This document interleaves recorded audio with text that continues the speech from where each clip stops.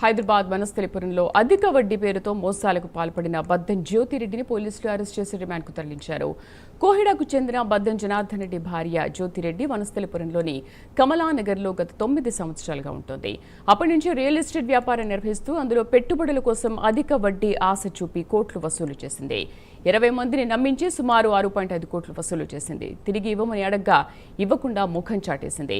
దీంతో బాధితులు వనస్థలిపురం పోలీసులను ఆశ్రయించారు. రంగంలోకి దిగిన పోలీసులు జ్యోతిరెడ్డిని అరెస్ట్ చేసి రిమాండ్కు తరలించారు. నేను వాళ్ళ పక్క నుంచి 15 సంవత్సరాల నుంచి ఉంటానండి. ఆమె దగ్గర 5 లక్షల చిట్టీలు వేసేవాడిని. నేను ఆ 2 చిట్టీలు 5 లక్షల చిట్టీలు వేసుకొని మాకు బాగా నమ్మించి ఈ మిథ్య ఆశ కోసం అని గోల్డ్ బ్యాంకులో పెట్టించిందండి. గోల్డ్ బ్యాంకు పెట్టించి ఒక 10 లక్షల ముందే దశలో కొత్త ఇచ్చినామండి. మా బాబు యూఎస్కే పోతుంటే యూఎస్ఏ డబ్బులు ఉన్నాయని 20 లక్షలు ₹2 మిత్తికే ఆశ చూపించిందండి. ₹2 మిత్తి ఇస్తామో మీరు ఒక్కసారి కట్టేది లేదు కదా అని 33 లక్షల రూపాయలు ఆమెకు ఇచ్చామండి.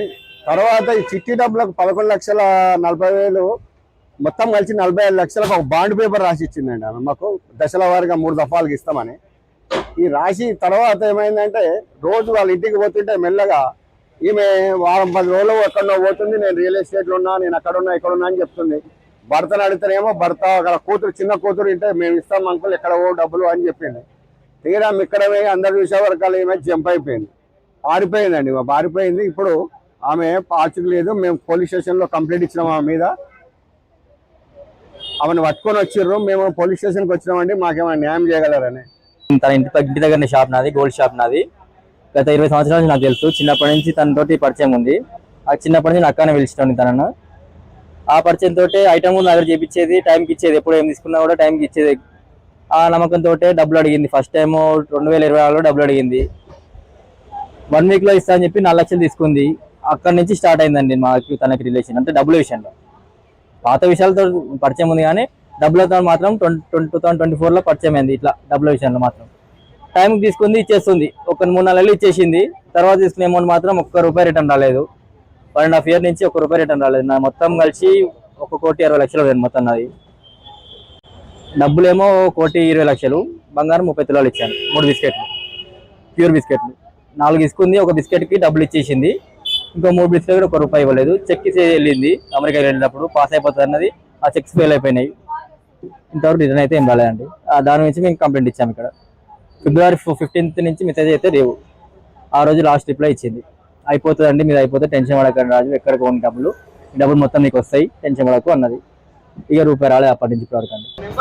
రియల్ ఎస్టేట్ లో పెట్టుబడికి కావాలని నా దగ్గర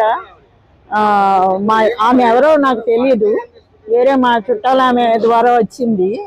నా అడ్రస్ తీసుకుని వచ్చింది మా ఇంటికి. ఎవరు ఏంటి అనేసి నేను బయట నిలబెడితే ఆమె పేరు చెప్పి, మా చుట్టాలు ఆమె పేరు చెప్పి ఆమె అడ్రస్ ఇచ్చి పంపిందక్క, నేను పలానా అని చెప్పింది.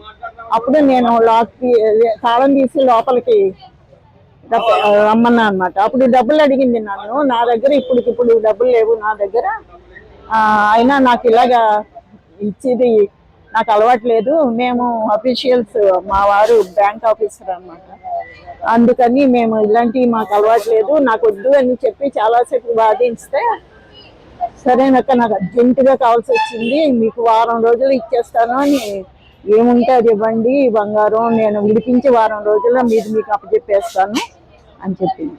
చెప్తే నేను దానికి మొదట నేను ఒప్పుకోలేదు. తర్వాత నా చెవులు ఉన్నాయి, నా మెల్ల ఉన్నాయి అన్నీ. ఆమె ఏం మంత్రం వేసిందో నాకు తెలియదు. ఇంకా మాయ కదా, అన్ని మాయ మాటలు చెప్తుంది కదా.